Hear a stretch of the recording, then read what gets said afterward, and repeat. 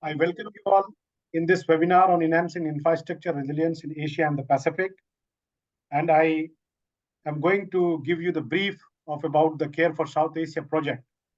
The Care for South Asia project, run by Asian Disaster Preparedness Center with the backing from World Bank, help decision makers in areas like agriculture, water, and infrastructure respond to climate issues.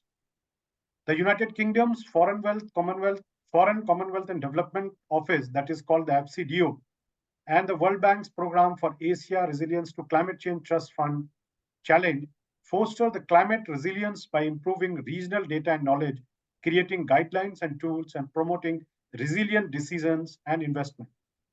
Specifically, they support innovators and developers in creating tech solutions tailored to regional challenges. For more information on these that we have previously done, kindly visit the Tech Emerge and the Climate Information Challenge webpage for more details. During the previous phase, 23 innovators from Tech Emerge and CIC were chosen and successfully tested the pilot projects across Bangladesh, Bhutan, India, Maldives, Nepal, Pakistan, and Sri Lanka. These projects utilized advanced technologies like the Internet of the Things, artificial intelligence, drones, deep learning models, and automated land use system. They also included simpler solutions like smart farming techniques and digital systems for climate information and analytics. Additionally, low-tech Wi-Fi radios were used to ensure access to information in remote areas. Government in the region aim to support more pilot projects and adopt new innovations to boost climate and disaster resilience. The motto of our webinar. However, future efforts to scale up these innovations should consider the lesson learned from the implementation of these innovations.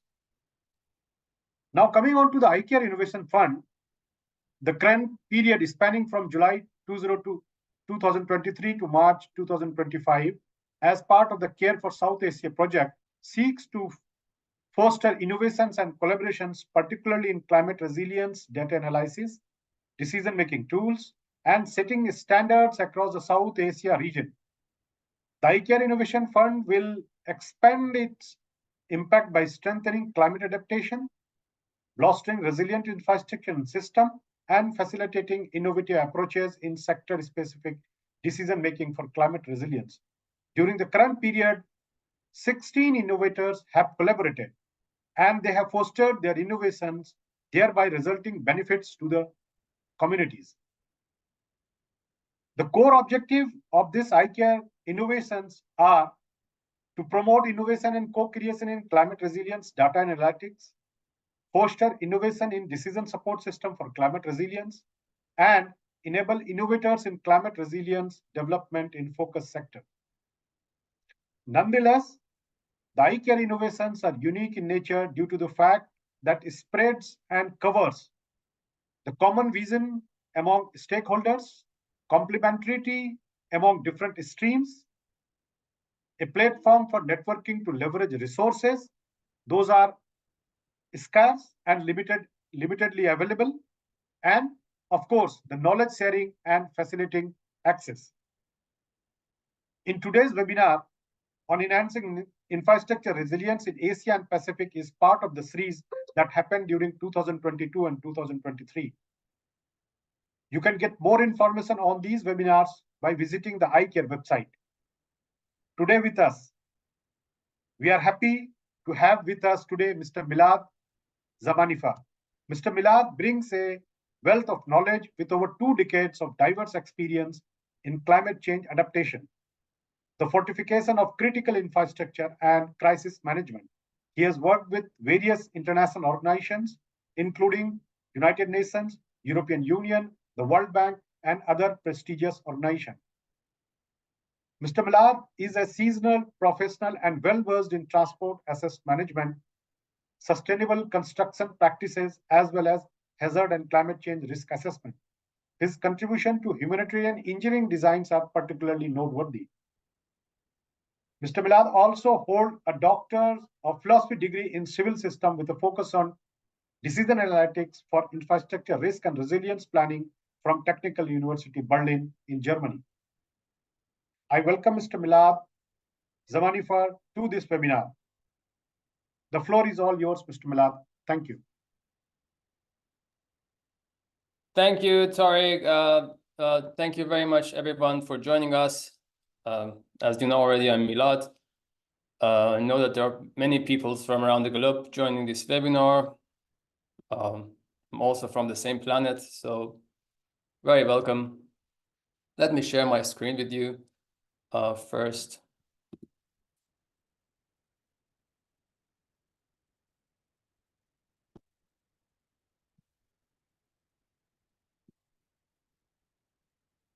So I hope my screen is visible and I'm audible, and yeah. Yes. Can somebody confirm that my presentation is? It is visible, loud and clear.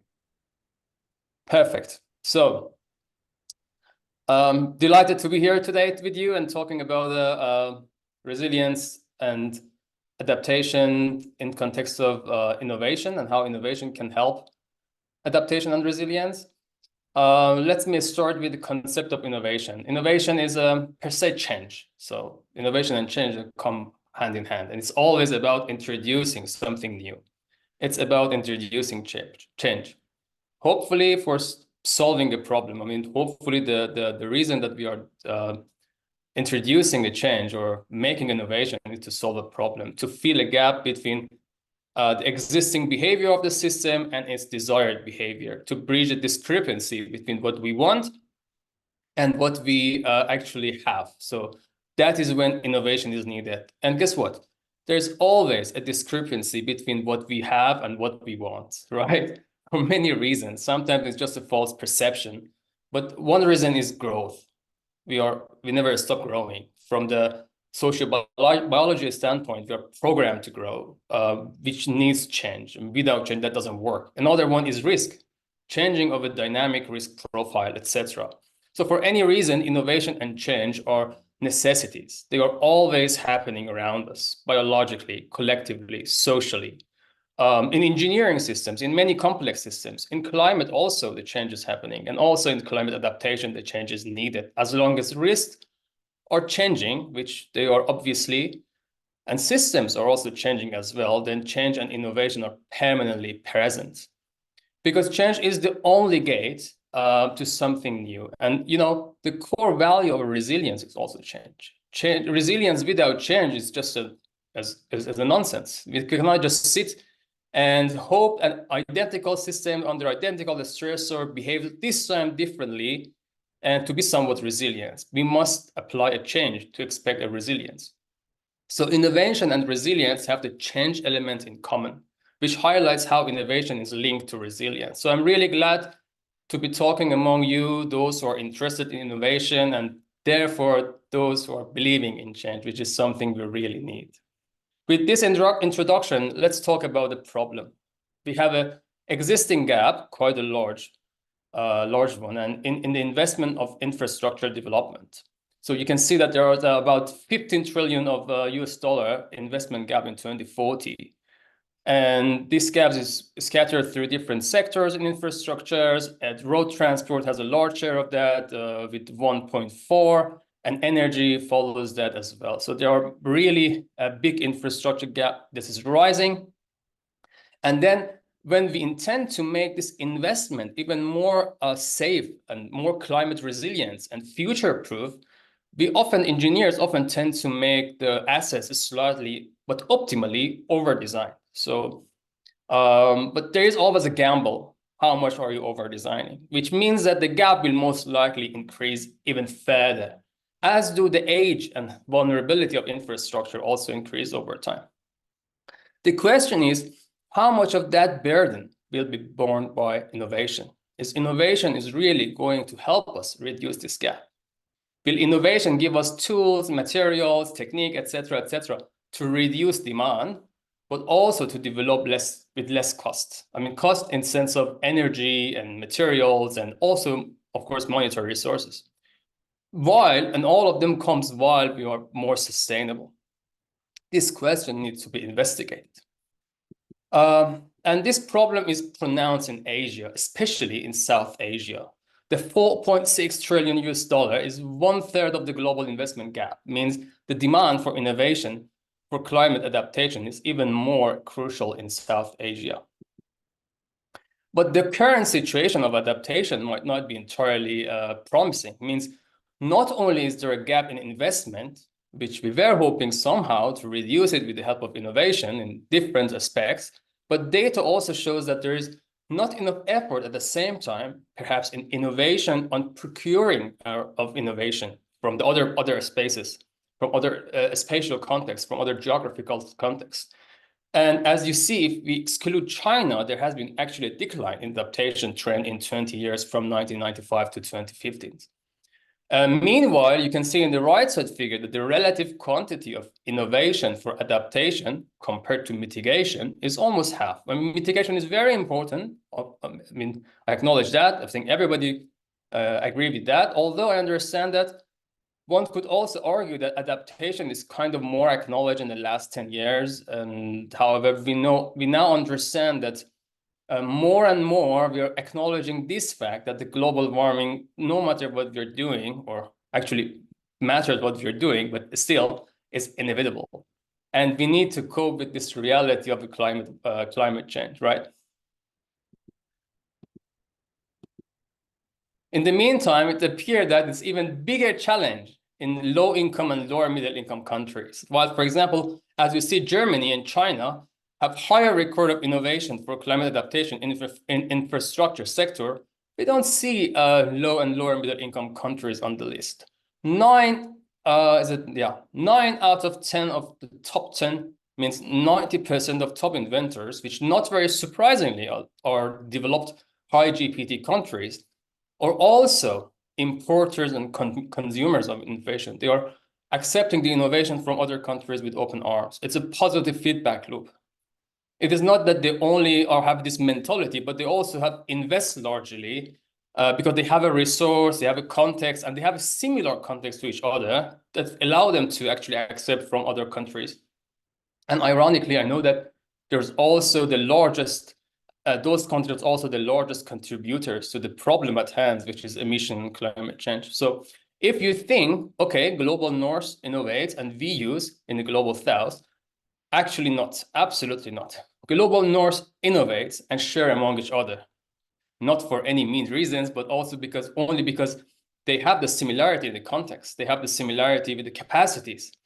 And if it is somehow transferred to global south, it is likely not implementable there as effectively and efficiently that it is in the global north, due to many reasons, like large differences in the context, in the sense of existing infrastructures, what available capacities, knowledge, skills, cost efficiency, materials in different countries, also in different stressors. So they're suffering from the different climatic and non-climatic stressors, their intensity, extensity, duration, etc., etc. So the role of local level research is significant. In this map, you see, it's very important and things should be studied in their own context. This map also confirms how adaptation, innovation, and resilience research are interconnected. So those countries in the last slide that invest in adaptation also invest in local level research to apply resilience concept. Most technological innovations in today's knowledge-based economy is actually happening in global north and China, while low and middle income countries, which are particularly vulnerable to climate stressors, need it most urgently. This needs to change. However, this problem stems from many factors, including knowledge capacity and education. One very good proxy for that is expenditure on advanced education. This is something that could help innovators. I mean, if you're an innovator, which I suppose this webinar is mainly addressed, it's very important for you to navigate and understand what in your adapters, in your receiver, they can expect in terms of local capacity. So you need to understand the local capacity and innovate tailored to that local capacity. And you see the map of the previous slide is actually aligned with this map. So the higher the education and engineering industry are, most likely are interrelated and are defined capacity for innovation. So a strength of engineering industry is actually very much correlated to higher education, expenditure on higher education, then it would not be surprising to see how the last two maps actually combined translate into infrastructure quality. So I'm not aware of any research attempting to establish a kind of causality between these two, but I think it's rather self-evident, and there is a strong association, if not a correlation, that when there is a good strength of engineering industry, when there is a good expenditure of higher education, and when there is a good local research, the infrastructure quality also increases, and other way around. So more innovation, right? Not so fast. They should be useful too. Innovation can manifest in different forms, as product, as process, concept, or a combination of those. Like innovative materials and tools like geofoam, many types of polymers, polyethylenes, polypropylenes, foam glass, styrene, butadiene, styrene, etc., etc. Process innovation, on the other hand, think about the process and design and systems and services, technologies. For example, different design in different asphalt pavement, hazard modeling techniques, testing approaches, data collection management tools and techniques, methodologies that have been developed, etc. Concept innovation, mostly talk about the concept that we can develop, and we can use those concepts to apply in the practice. Concepts such as planetary health, even resilience itself was an innovation of a concept, although it was learned from different disciplines many years ago. I mean, I also need to acknowledge that there is still arguments ongoing if the resilience concept already really enabled us to tackle disaster and climate change problem. At any rate, concept innovation is crucially important. Sometimes they are groundbreaking. Also, sometimes they become just useless fancy jargon without much application, and mostly feeding policies, speech, or Twitter posts, and we know of them very quite often. Regardless of what type of innovation you're working on, you must target improving an ility. Illities are some desirable properties of the life cycle of a product, of engineering system or engineering product that are not mostly semantically represented, with the ility often being the suffix at the end of part of the word. Adaptability, reliability, quality, changeability, maintainability, etc., etc. Of course, resilience, robustness, it is also fall in the category of illities. They are not always the primary functional requirement of a system, but they are also not easily tested in a laboratory or a field setting like other engineering properties. For example, changeability or robustness or agility, even resilience are difficult to measure comparing to, for example, measure stability or volume. Maybe you try to list your illities that your innovation is addressing, and you know that would be good selling point. Is that my innovation is addressing this illity and this illity and this illity in the life cycle of my product. So when I think of a good innovation, I try to understand it through 4 pillars, which I introduce here. They develop a better infrastructure more efficiently, reduce the demand and consumption, low ecological footprint, or contributing to the social justice. The question innovators need to ask is, which one of those is my innovation addressing? How many of them? Are they conflicting in my case or not? Of course, it is nice to monetize innovation. It's nice to use innovation to actually build up something for individually or for firm or company, to get grants, to research funding, but it should not be the primary or the only objective of innovation. It could be a very nice, I mean, it should be a very nice, pleasant side effect, of course. Eventually, if you tend to be a long-term sustainable players in the market, to introduce a game changer, then you need to check these 4 out. I now go through them one by one. So the problem is fairly obvious in the department. 50% of the world natural resources, 40% of the unprocessed energy, 30% of the waste, a large part of greenhouse gas emissions is all coming from the infrastructure sector, often for construction, also for use of them. The question is, does your innovation help to build an asset that lasts longer while also consuming less material or energy in their, let's say, embodied and operational stage, embodied carbon and operational carbon? They're addressing both of them. That is through construction, procurement, transportation, logistics, etc., but also in the service life when you're really using them. Infrastructure always delivers a service, but at a cost. They are essentially an environmental burden. How can innovation reduce this burden or add to the service efficiently is a really big question.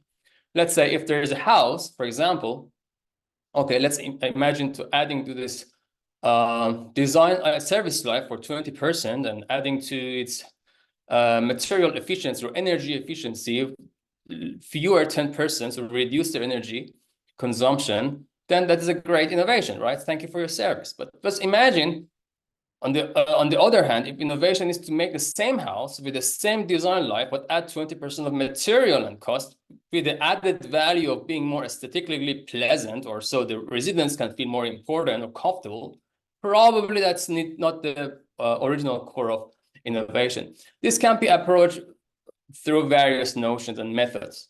One is circularity and circular design and circular economy. And only technique, there's only any technique, model, material, or concept to help with circularity of products.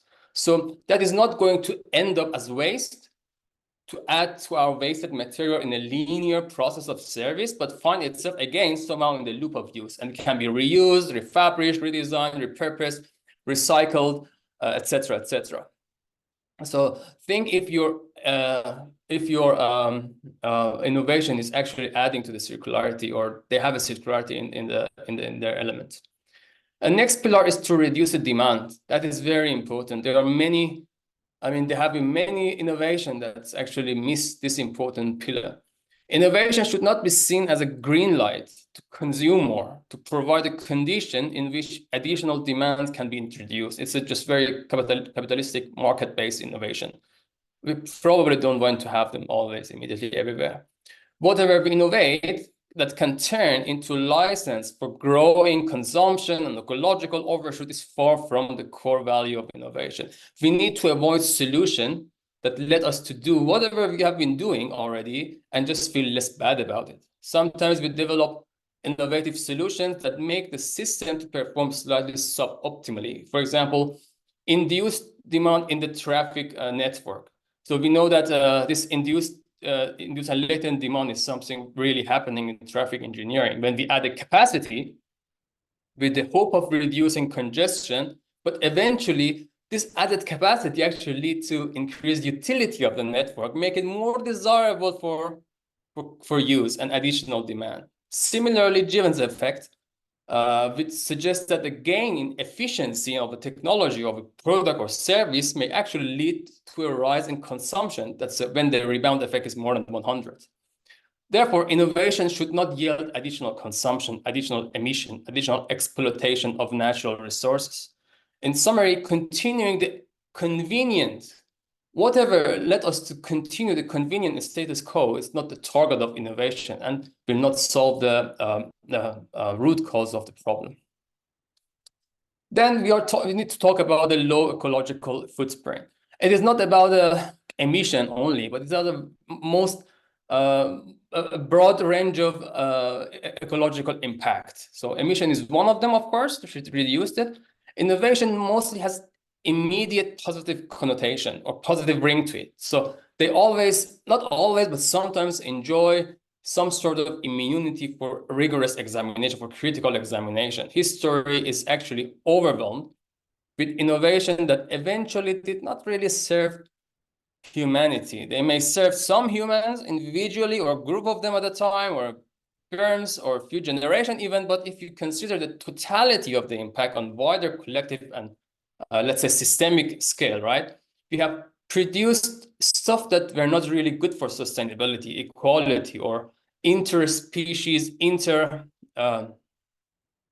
intergenerational equality and justice. For example, we innovated Teflon, many pharmaceutical products, many chemicals, plastics, herbicide in agriculture like glyphosate that we know now is very not really good for us, nuclear weapons, expansion and usage of fossil fuels, and even infrastructure at some level. I mean, if you really see the process of ecological impact of a building and infrastructure, you might even change your mind to be active in this field.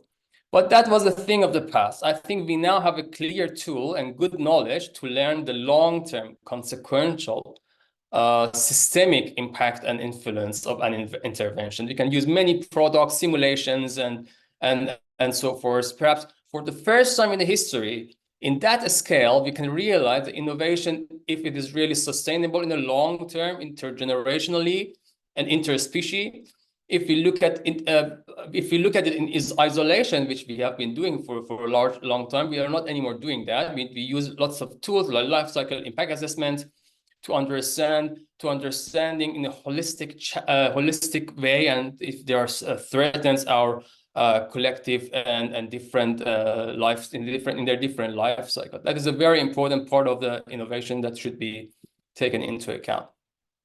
But on the other side of the story, I mean, we need to reduce the local footprint, of ecological footprint, but there's also a base. Social justice is perhaps the only condition that allows for an increased consumption of natural resources. Let's say, for example, in Bangladesh, if there is a village that experiences flooding frequently, which deprive them from basic service, additional materials or import or whatever it needs, innovation would need as a solution to reduce their isolation time is probably perfectly justified. So there is an ecological ceiling that dictates us the limitation, but there's also a base, a foundation that everybody should have. These two together determine our safe operating space, which I think innovation should also operate within this range. There are some arguments about the quantified values of these items, but still that gives us a good overview what we can do and what probably shouldn't do.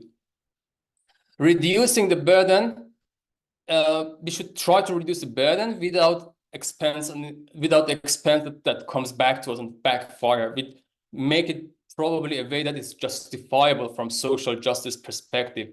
I believe you have already determined your innovation. If not, you should definitely identify which SDGs your innovation addresses. That's very important and it's a good selling point. So there are some barriers, there are some problems against innovation. They all come with a lack of policy, strategy, and plan, and usually they come from lack of knowledge. So there is a lack of knowledge, data, tools, material, like skill and education or existing infrastructure that they are not allowing us easily to implement an innovation. But also there is a lack of action, right? There's a lack of action, right? Political will, supporting policies, corruptions, and incompetency, and organizational culture. One could argue that the lack of action, lack of option, and also fun, I'm not sure about the fun part, because there can all be due to lack of knowledge. If we have a sufficient knowledge at an institutional level, we understand and grasp the necessity of acquiring and assigning sufficient fund, right? Because the fund need to be found and to be sought and to be allocated. So even when we have the knowledge, then we can identify and explore a developed option. And usually if we are knowledgeable enough, we do not surrender to inaction. Lack of action is mostly driven by ignorance. So good news is that knowledge is the cure of ignorance. So if the agency has sufficient knowledge and clear understanding of the value of intervention, then the action will follow. This makes it easier for innovators to understand that, okay, they need to make the value of innovation very clear, very conveyable, very understanding. So organizational culture, that brings us to this, which is, in my view, the first front and important battle to upscale innovation. Culture is the way that an organization behaves, how an organization thinks and understands itself. It's objective. What is it objective? It's modality of the work, etc., etc. It's a dominant mindset in an organization. What you innovate and how you upscale depends on organizational culture. It reflects on what they want, what they understand, what is feasible for them, what they would appreciate, what they wouldn't appreciate, and how innovation must be presented to them in order to be sellable, in order to be accepted, in order to gain a higher chance of implementation, right? So better I think we are all familiar with this sort of dilemmas and conflicts. Better infrastructure or more infrastructures, quick fix, one size fits all solution, you see that there are the tendency to accept the lower bids than the better bids. Multi-sectoral, if our different organization, even different office in organization working together, if you're providing innovation and require a multi-sectoral planning and cooperation, it is really happening in the organization that is your adapter. You need to check these things. And then there's a traditional versus collaborative governance, lack of opposite voice, critical thinking, promotion of conflict avoidance, and reluctancy to acknowledge deficiency. That's very common, that nobody wants to accept, okay, there is a problem and that needs to be addressed. The avoidance. There is a courtesy bias, multi-level hierarchy, that there's always top-down, and there's many hierarchies, causes information loss, causes a lack of communication. So they are very typical, let's say, features of the traditional governance. So that brings us to interest in immediate returns of investment, which is called short-termisms. It is a concentration on a short-term objective for immediate impact or profit at the expense of long-term secured performance. So we really want to often seek for simple solutions for complicated problems that are faster, cheaper, need less work, it's more understandable, needs fewer material, with minimum maintenance and so forth. It is a nice reality, but it's probably not true. But also, for that reason, we don't need things to be complicated to sound sophisticated or to be convincible. Sophistry might need complication, but sophistication not necessarily. From really large body of literature, it's actually become clear that simple and understandable solution have more chance of being appreciated and implemented. Simplicity should be for the sake of transparency and traceability of the model, of the idea, of the material, of the tech, where you can see how your model works, run diagnostic, improve it, give it feedback, modification, amendment, so forth.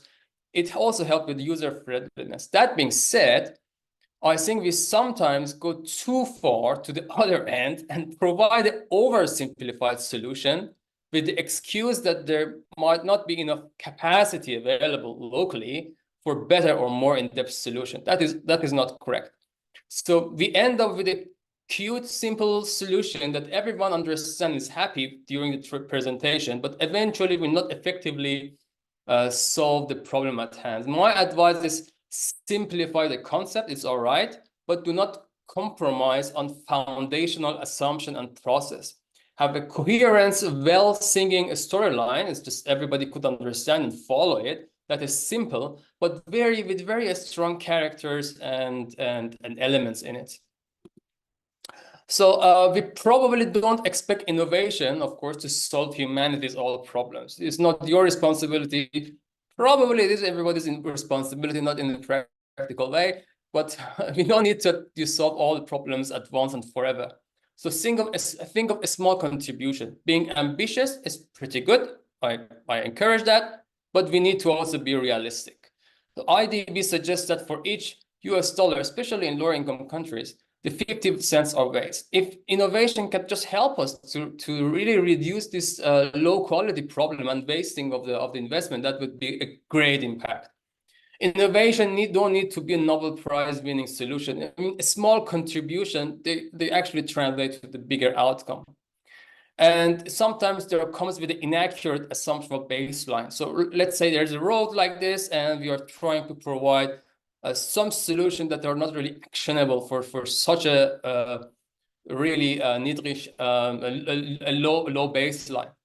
Innovative in general engineering procedure is also a great contribution. We sometimes think of innovation only tech, something that really high level, nobody can understand, but that is not the case. And there is another simplicity in innovation called bricolage. It's a good technique and opportunity. It's basically solving problem using limited resources available. Instead of, let's say, obtaining special resources designed specifically for that problem. So I think I'm not that old, but I'm still young or old enough to understand, remember the time that we really didn't have much to play with. So we really created lots of nice stuff with a very limited stuff, and we have a very child. But that was kind of bricolage. It is actually very well established concept in art, in even economy. It means working under limitation, sometimes limitation of time, materials, tools, or skills. It's in a low resource context that is typically characterized by shortage of financial, human, and material resource. Post-disaster situation, after a hazard, after a landslide, after a flood, bricolage can come in. Or remote areas, those areas with a spatial context with lack of resources in general. Bricolage can also be focused on innovation as a tool to turn the low resource context into an opportunity that leads serendipity. Serendipity is a knowledge innovation by chance, by luck. It's a lucky discovery, but that is often happen in bricolage process. So the application of the climate adaptation is often realized in times of emergency, right? So when we have they can be a sudden onset, and it can be a slow onset, these hazards. So we need to really understand which stressor we're addressing. But there is a possibility that we use bricolage, and there are studies showing that, there are very novel studies showing that, how bricolage actually can help make the innovation more appreciable for receivers. And then there is another issue about the context, labeling, and framing. There is also some issue about presentation and communication of innovations. How it is framed is indeed important. A large portion of innovations fail only because they are not well communicated or well presented, well formulated. The storyline is not really singing well, it's not properly formulated. You would do everyone a great favor if you avoid branding and marketing in an unrealistic manner. I mean, your product, your innovation.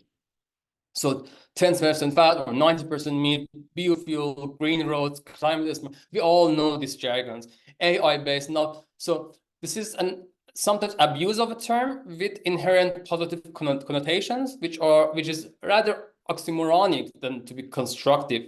Smart reviewers, believe me, smart reviewers and experts who are going through innovation will get even more critical when they see these terms. At least I do, and I'm not that smart. So I understand you might need to do some marketing, support yourself, to sell your idea, but also mind that it's often raise a false expectation and makes people more critical. Trendy, fashionable, catchy labels are nice, but will not per se solve a problem just because they are wisely selected. I think it helps everybody, stakeholders, reviewers, and innovators, to be realistic with what can be really expected, what is their limitation, the agency, what they can really expect from the innovation, what they should not really think of when they are using this innovation, what they cannot really expect. So these uncertainties and limitations should be really clarified and communicated. So risk is an uncertain expression of uncertain consequence of certain events with uncertain properties like extensity, intensity, location. There are many uncertainties involved in that. So uncertainty is part of innovation. We can't avoid that. And this is some sort of a risk-seeking approach needed for innovators. And they are always cool people, right? Because they are very open and quite risk-seeking individuals. To deal with risk, one needs to seek risk, and uncertainty is inevitable. We need to quantify that. We need to, as much as possible. I mean, the idea that we need to quantify the uncertainty is probably not very honest, because the large amount of uncertainties we can't quantify, and the large amount of uncertainties we even don't know that they are existing. But still, we need to do as much as we can, and we need to also make it understandable.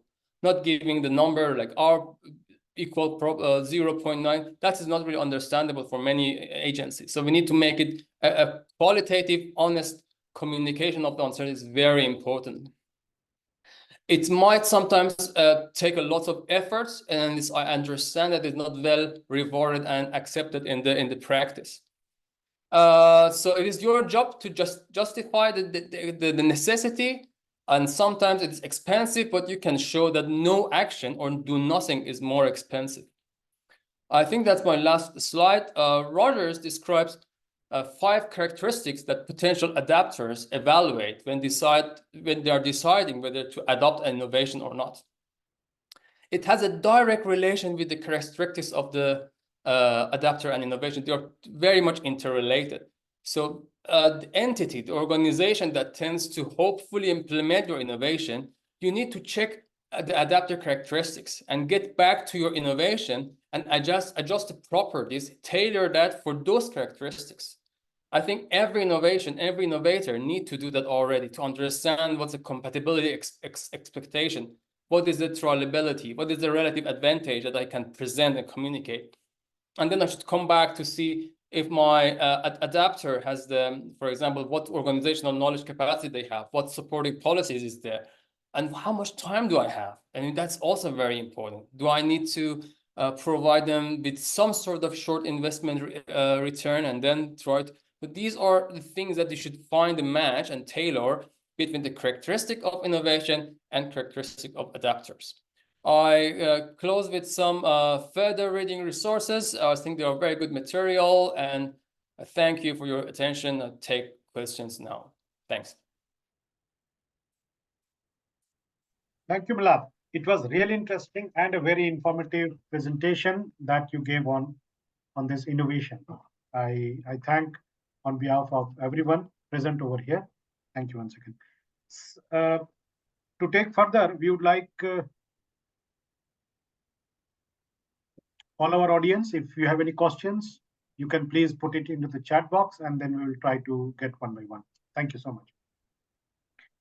Milad, when you are saying that from the northern region to the global south, some of the innovations may not work. And at the same time, we had this notion that innovations are somehow interconnected because all of them are beneficial to the communities. All of them are beneficial to the people who might get involved into it and who might get benefit from it. So here my question is, how, in what way we can address this issue that one innovation in one particular region is also applicable into another part of the world. And mostly in this context, I would like to seek your opinion or your excellent remarks that we have for the Southeast Asian region. Over to you, Bilal. Yeah, great question, Tori. Thank you. So they all share the target and goal, but they don't share the modality and materials and elements of the innovation. I give you an example. There was a educational research entity in Netherlands. They provide a solution for floodings in the space in the small city in Africa.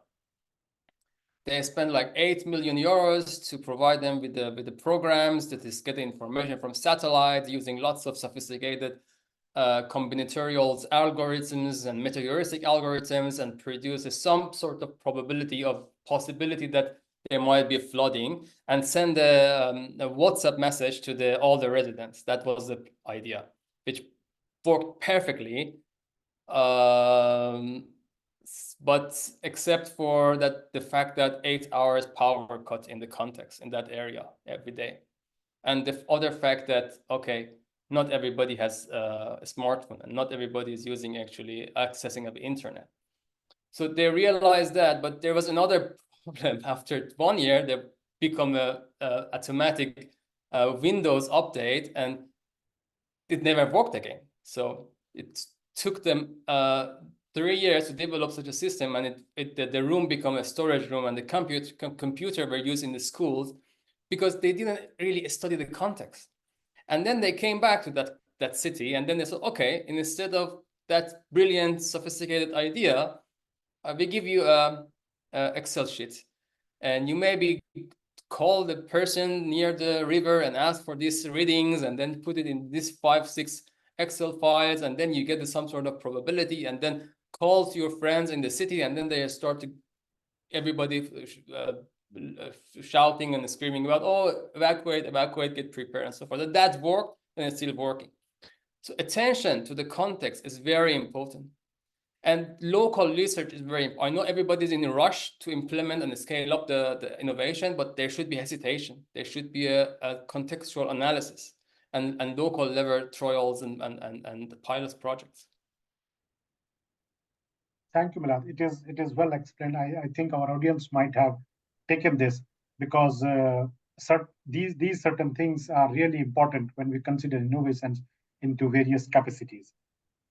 Now, another one that you already very well explained about the induced and latent demand, wherein you mentioned that the traffic network, how exactly it captures. Then we have sophisticated cars, and these days we have hybrid ones also. And then those, when they are put on the road, obviously there is a traffic jam. Similarly, I would like to get from you, do we have really some other examples in this scenario where the innovations are being used? So for example, widening of the roads is some sort of innovation with sophisticated traffic modalities and also AI based these days.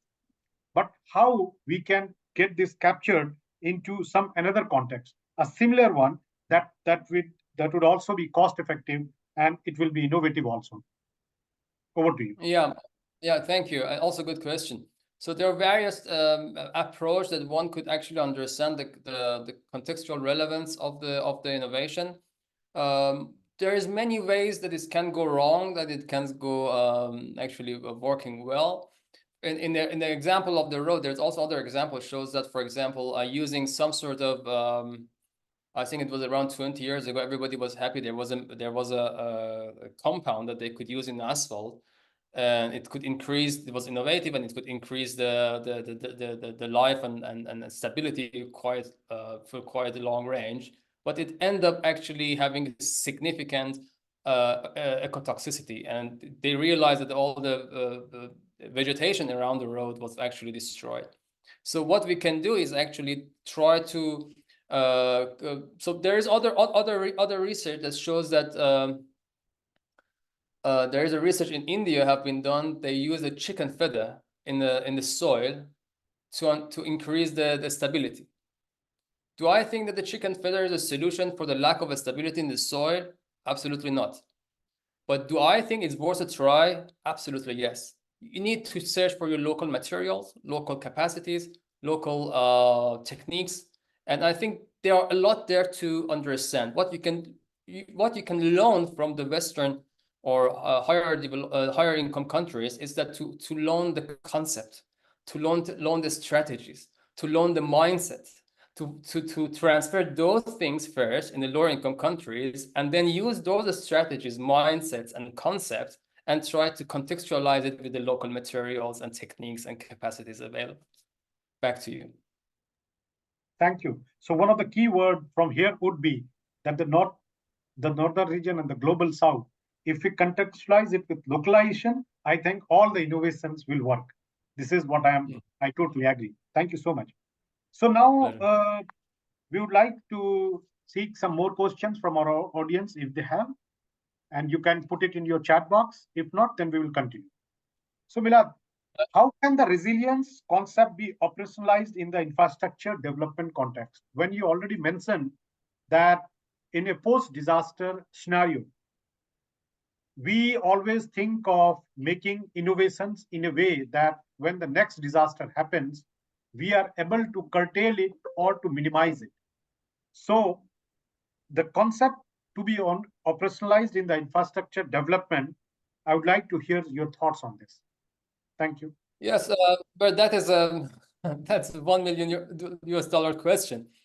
We are still actually figuring out what is resilience and what is an implication in infrastructures. But so far, we could understand that, okay, there is a three main temporal component to resilience.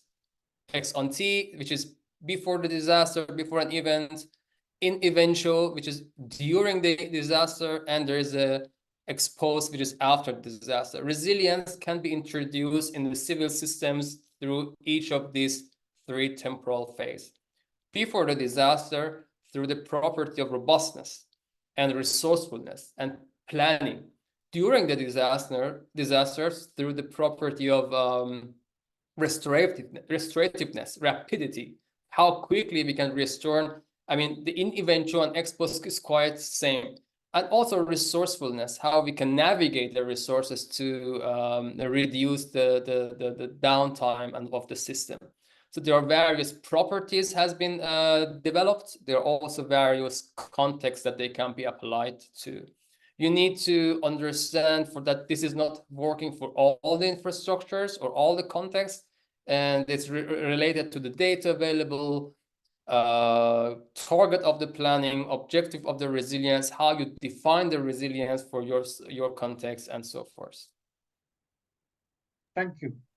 Thank you, Bilal. One of the key aspects that you already mentioned is that disasters, if we see it from that perspective, where innovations can be utilized or innovations can be generated.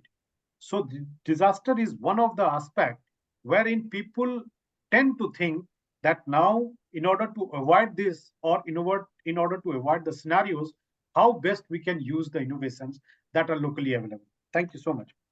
Coming on to, we have a question over here that says that the nature-based solution for different infrastructure for climate resilient practicing in Asia. Over to you, Bilal. Excellent question. Brilliant.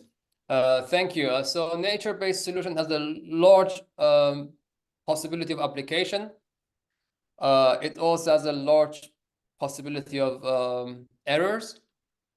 In infrastructure sectors, we can really use various techniques to stabilize the soil, preventing the landslide, to improve the biodiversity in the soil, to actually make the construction sometimes with the reduced ecological footprint.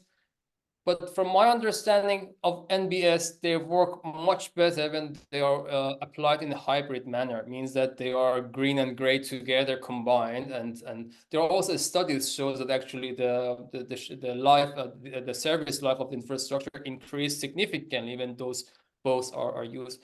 In watershed management, in drainage basin management, has a great and huge application, nature-based solution. I mean, so sometimes it is not all about the infrastructure itself, but about the environment around the infrastructures. NBS, I mean, NBS at least make us happy, right? There's nature, and there are research showing that connect us to the nature is actually significantly impact your mental health. But beside that, if it is in the environment of the road, it also mitigate the risk and mitigate the exposure for the infrastructure. So we should see it in both a direct impact or direct contribution to infrastructures and also in contribution to the environment of the infrastructure. And then we need to try to find the best optimal way of combining it with the engineering product. Thank you so much. One question that just now came up, like you have the varied experience in these innovations and you have worked with international agencies also. So this question on behalf of all our innovators, how can they think that the innovations will really work when they exactly know, obviously they know that this innovation is the requirement during either a post-disaster scenario or it was actually needed. So my question to you is, through our innovators, or all of my innovators would like to know about it, that how they will ascertain that this particular innovation will work in the context that the idea is flourished. Thank you. Yeah, Tarek, you posed very difficult questions. How we can know that the innovation will work? It's actually, we have no way to know that, to be honest. There's a Heraclitus once said that if a man swim in a river, he cannot swim back in that river because he's not the same man and the river is not the same river. So if innovation is working in one context, there's no guarantee in work in the different contexts. And time is also an element of the context. So temporal validity of innovation is important. When it comes to the post-disaster situation, we call in the decision analysis, this is a non-existing system. It is a non-observational system. You can't just sit, wait for disaster to come and see if that works or not, and then go and do it, because you don't never know when they're and with which properties they are coming. So that's a very difficult. What we can do, however, is to reduce everything that may cause us failure, to understand the uncertainties, to understand the context, and increase the possibility of likelihood that this innovation would work. And this doesn't come without talking to the people, without collaboration with the local context, without understanding of the need, and without using prescriptive, retrospective data, without looking back to the previous disasters. But also, there is not much guarantee that the previous behavior of the system repeat itself in the future.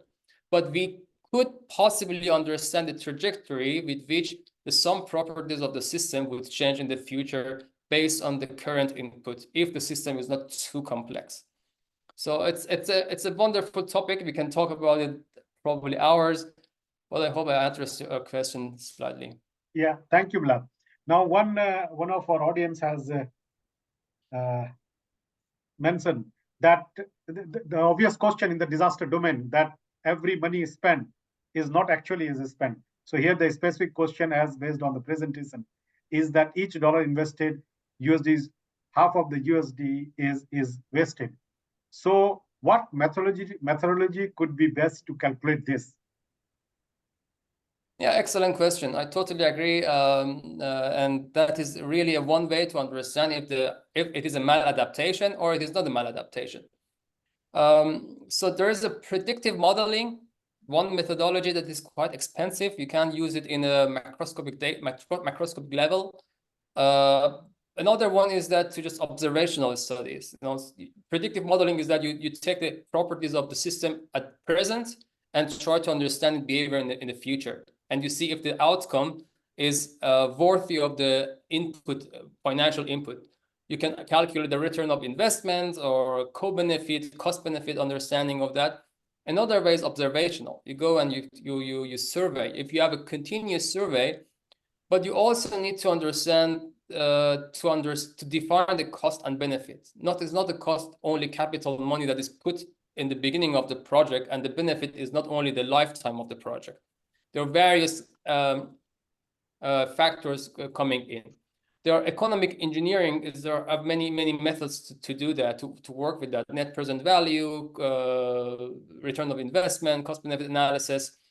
So you need to understand what specific asset we're talking about, or we're talking about a network level. So in which level you want to understand, and if you want to understand the whole life cycle cost of the product. So LCA would be also another possible methodology for doing that.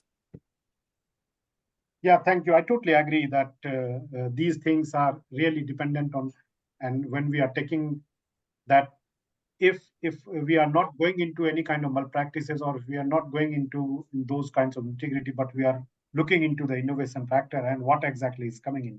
So this definitely answers to all our innovators. So now a few moments for more information on this iCARE website.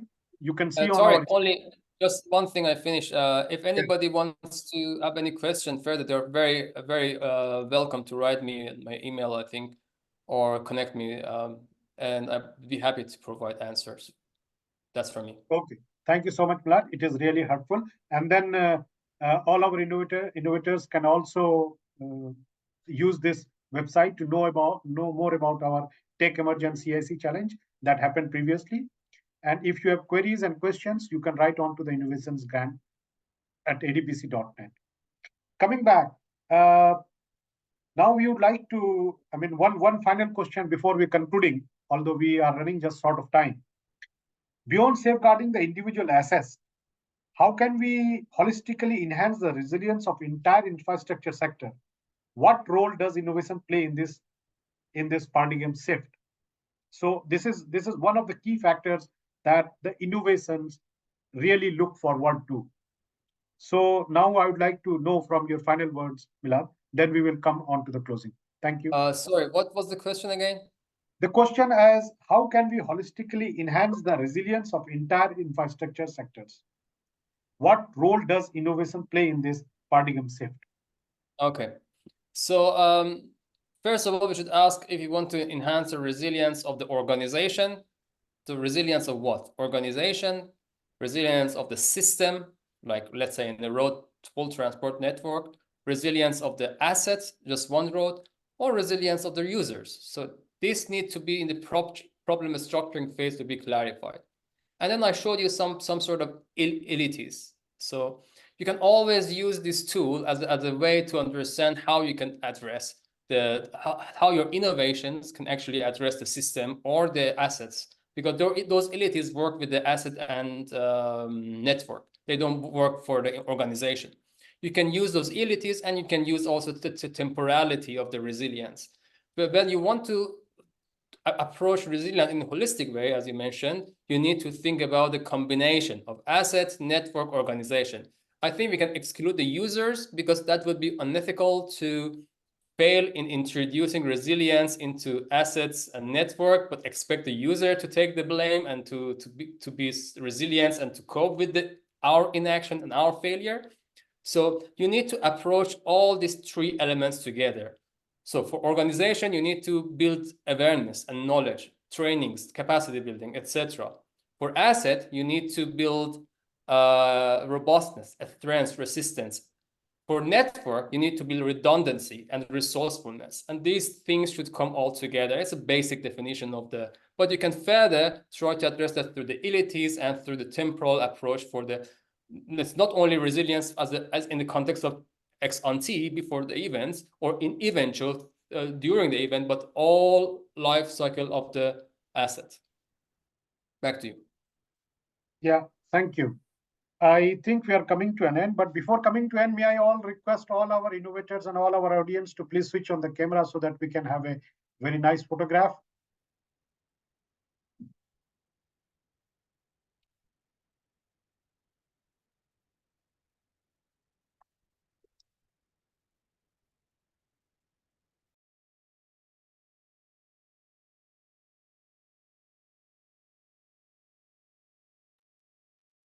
I request my colleague to kindly take a screenshot of all those present over here.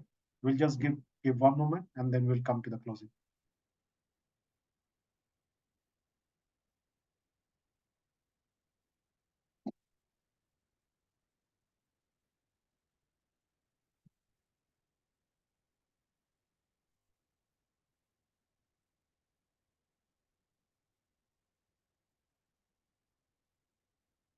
Thank you so much. Thank you.